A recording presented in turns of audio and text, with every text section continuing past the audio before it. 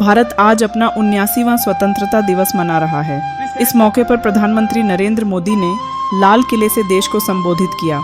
इसे लेकर model town विधानसभा से युवा सदस्यों कुंवर गर्वित सिंह ने पीएम की जमकर तारीफ की। उन्होंने कहा, प्रधानमंत्री ने युवाओं को आत्मनिर्भर होने का मूल मंत्र दिया है, जो बताता है कि किसी पर निर्भर मत रहो। यहाँ हम युवाओं के लिए किसी मंत्र से कम नहीं। यह भी बताना जरूरी है कि गर्वित सिंह का परिवार पूर्व कांग्रेसी रहा है। परिवार से हटकर इस युवा सदस्य ने पीएम से प्रभावित होकर बीते विधानसभा चुनाव में भाजपा का दामन थाम लिया था। तो चलिए आपको उनसे ही सुनवाते हैं। गर्वित सिंह, मॉडल विधानसभा से भाजपा का युवा सदस्य। मैं आप सभी को इंडिपेंडेंस डे की हार्दिक शुभकामनाएं देता हूं। जो हमारे प्रधानमंत्री श्री नरेंद्र मोदी जी ने बातें करी हैं, मैं उनसे पूरा समर्थन रखता हूं। जैसे उन्होंने बताया कि जैसे हमने ऑपरेशन सिंदूर करा, हमने करारा जवाब दिया टेररिस्ट को, और हमने देश को बताया कि अगर आप हमारे देश में घुसेंगे तो आपको हम कैसे उस पर रिएक्ट करेंगे। तो लोगों में एक मैसेज पहुंचा है कि इंडिया एक स्ट्रॉन्ग और एक इंडिपेंडेंट देश है, वो किसी से दबेगा नहीं। और मोदी जी ने एक और अच्छा पॉइंट बोला कि हमें आत्मनिर्भर बनना है, हम किसी दूसरी कंट्री पे डिपेंडेंट नहीं है। हम इंडिया को इतना स्ट्रॉन्ग बना दें कि हमें किसी और की जरूरत ना पड़े, हमें किसी और से ऑयल लेने की जरूरत ना पड़े, किसी और से कुछ हमें रिफॉर्म्स, टैक्स वगैरह की बात। जैसे अब अमेरिका ने हम पे 50% टैरिफ बढ़ाया, पर उस पर हमें कोई चीज से फर्क नहीं पड़ा। हम इतने आत्मनिर्भर हैं कि हम अपना काम खुद भी रख सकते हैं। एक उन्होंने पॉइंट बताया कि एक मिशन स्टार्ट करेंगे, वो संदौरे चक्र। उसमें उन्होंने बताया कि ऐसी डिफेंस शील्ड बनाएंगे हम, एयर डिफेंस शील्ड ऐसी बनेगी जिससे कोई भी हम पे अटैक आ रहा है, कोई भी हम पे मिलिट्री के लिए हमारी प्रोटेक्शन हो गई वो। और उन्होंने जीएसटी रिफॉर्म्स पे बताया कि नए जीएसटी रिफॉर्म्स आएंगे जिससे टैक्स में लोगों को आसानी मिलेगी, टैक्स कम करेंगे, टैक्स रिबेट रहेगी। और उन्होंने जिनकी एनुअली 12 लाख की इनकम है उन पे 0 टैक्स है, वो एक उन्होंने बहुत अच्छी लोगों के लिए मदद करी, उससे लोगों को बहुत सहारा मिला। उन्होंने किसानों के हक में नीतियां बनाई, किसानों के लिए उन्होंने सोचा।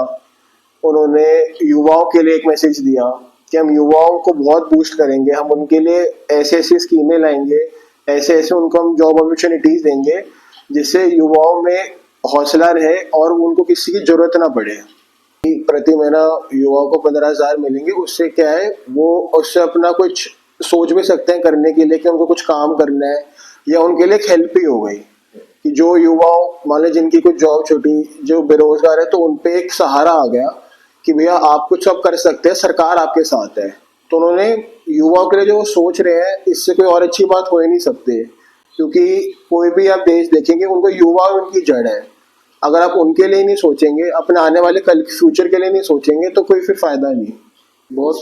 उन्होंने बहुत अच्छा सोचा और यही होना चाहिए।